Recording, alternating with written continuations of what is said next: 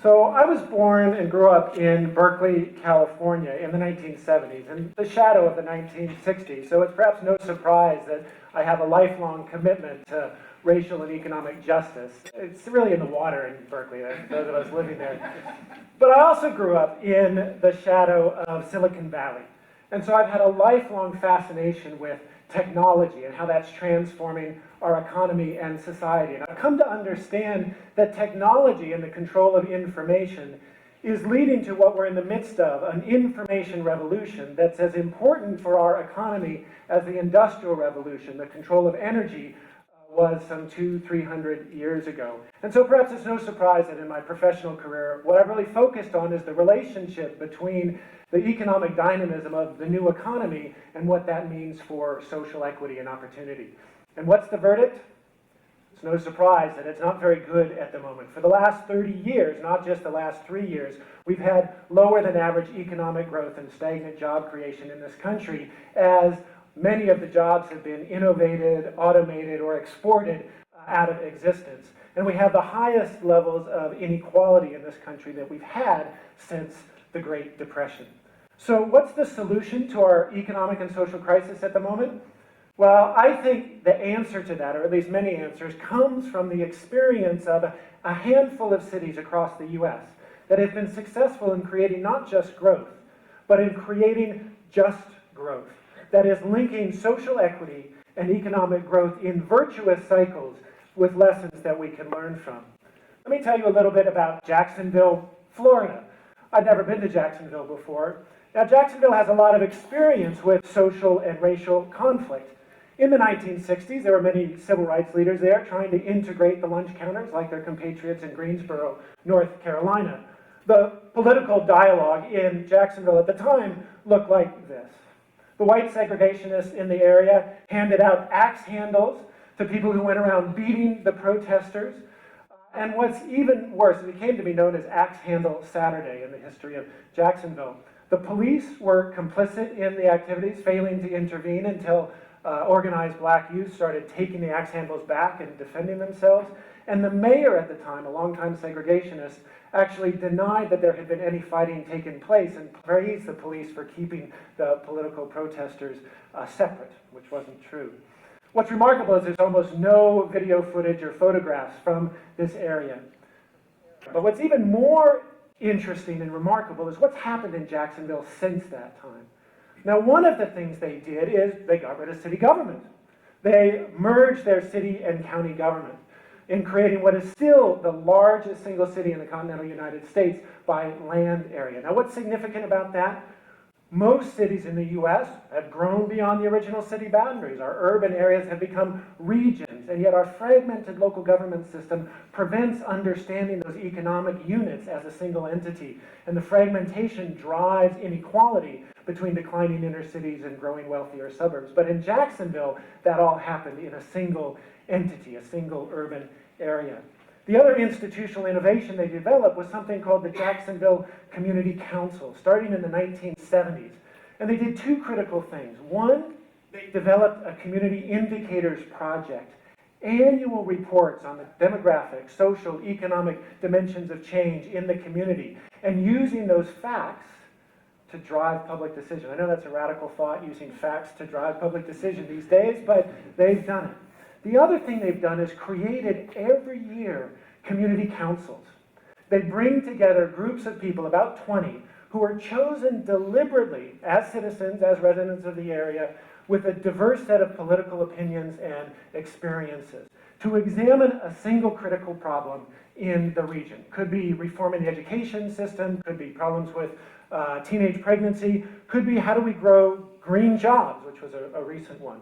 They spend a year engaging with researchers, with stakeholders in that area, and what's critical is they come to a set of recommendations, not by voting, not by majority opinion, but by consensus. They have to understand each other's perspectives and what's coming out of that perspective to come up with a common set of recommendations out of that. Now, what's the result?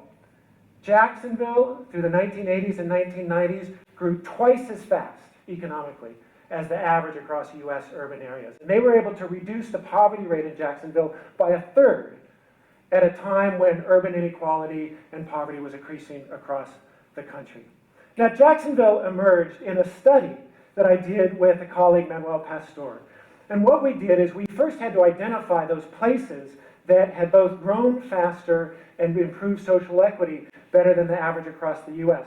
Now, we knew from previous studies that those places that grow faster also are more equitable, and those places that are more equitable actually grow faster. Now, how did we know this? Well, such radical organizations as the Federal Reserve Bank, the International Monetary Fund, have documented studies along with others that those places that are more equitable, in fact, grow faster and more sustainably and long term than those places that are unequitable. So we crunched the numbers, we created an index of growth, an index of equity, looked at the top third of regions in the country in each category, and this is what we came up with. That's the map.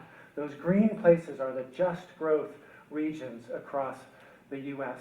Now, we're good economists, so we let the numbers drive where we wanted to look at. Places you might not expect: Kansas City, Nashville, Columbus.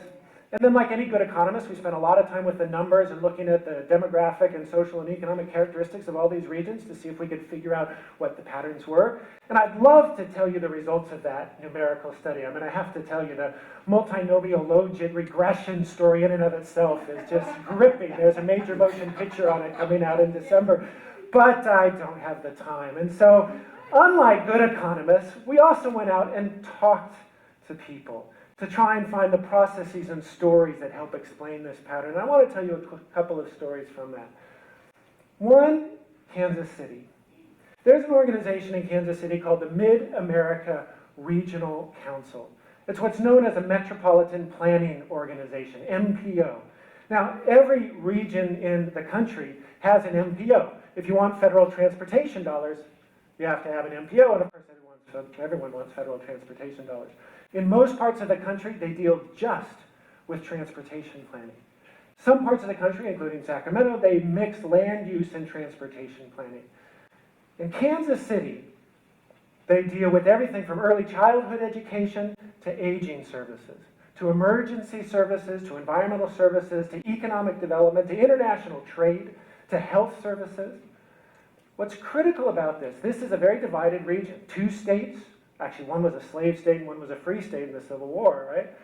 9 counties, over 100 different cities. They come together in a voluntary agreement, collaboratively, to figure out how to develop solutions in all this whole variety of different social and economic issues. And one of the things that they have done is try and understand the changes and dynamics in the region. Facts again, statistics, right? They developed this Metro Outlook Live with a complex model that looks at the intersections between social life, economic life, and the environmental conditions in the region, and documenting indicators. Nashville's another interesting story. A case again in the 1960s where they got rid of their local city government, merged it with a county government, had more of a regional institution that matches more the economic and urban boundaries of their area. And Leadership Nashville is a program that was developed initially by the Chamber of Commerce in the 1970s that brings together people again from a diversity of economic and social backgrounds, right? So you have the business leaders talking with the labor leaders, you have civil rights activists talking with the public sector, you have immigrants talking with the Tea Party activists, all together over a year-long study process. This case, they don't have to come up with a solution. They just have to come and listen to each other over the course of a year as they look at what's going on in the Nashville region in a whole variety of different areas, whether it's the public sector, private sector, or nonprofit sector. So what do we make as academics of these patterns, right? Well, if you know anything about academia, what we're supposed to do is, come up with some fancy-sounding concept that we're looking at and ask for more money to research it. We call it the Academic Full Employment Program. So we've done that. We call these institutions that are creating this knowledge base amongst a whole group of diverse people, diverse epistemic communities. And we think that's critical for explaining the just growth pattern. But look, the concept is simple. What matters is not just what you know, but who you know it with. And those places that have a more diverse knowledge community seem to be able to respond to the insecurity, volatility, rapid change of our current economy today better. And why is that important? Maybe it's obvious, but the economy of tomorrow and the society of tomorrow is different than today. One of those obvious things is the demographic changes that are going on in this country. This map shows in the dark colored places, those places in the US where 100% of the population growth between now and 1940 is in the non-white population. Currently 60% of the US population lives in places where 100% of the growth is non-white. That's a very different America then in 1940 than we have today. So economic growth during that time is going to depend as much on the graduation rates of our Latino youth as it is on the dynamism of the new economy. But what's also critical, of course, is that we can't predict where growth is going to come from. We know China, India, Brazil growing very rapidly. How many of you knew that over the last 10 years, 6 out of the 10 most rapidly growing countries in the world were in Africa? Where is growth going to come from in the next 40 years? Well, we need to be globally connected. We need to be able to interpret the new technological frontiers. And competition and competitiveness comes not from just a more equal society, but the ability for all of us to respond to those opportunities collaboratively and collectively, whether in community colleges, whether in our public schools, whether in our sources of investment capital, whether we're businesses and working together. And so the message is simple. Knowledge is power, and those places that have a more diverse knowledge base will be more equitable and more likely to grow faster in the coming years. And that's the power of just growth. Thank you very much.